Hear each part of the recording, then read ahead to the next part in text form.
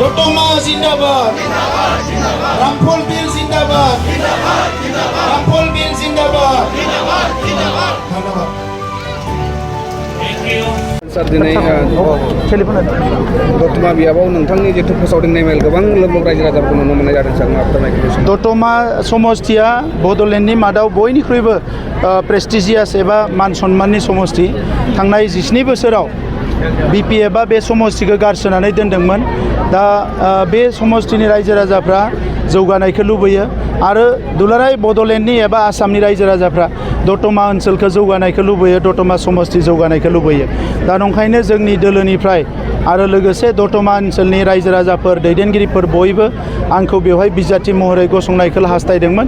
दा बे हिसाबैनो दिनै फैनानै आं बेवहाय गिबि बिसायख'थिनि मेलाव बाहागो लादों आरो नुनो मोन्दों बर' माहारिजों लोगोसे गासैबो माहारिनि रायजो राजाफ्रा फैनानै लोब लोब बाहागो लादों आरो दतमा समष्टियाव जोङो गोबां भट लानानै देरहागोन आरो फैगौ 5 बोसोराव 40 समष्टिनि मादाव बयनिख्रुइबो जौगासिननाय समष्टि हिसाबै दतमा समष्टिखौ गायसननो थाखाय जों बयबो समायखिरा लादों।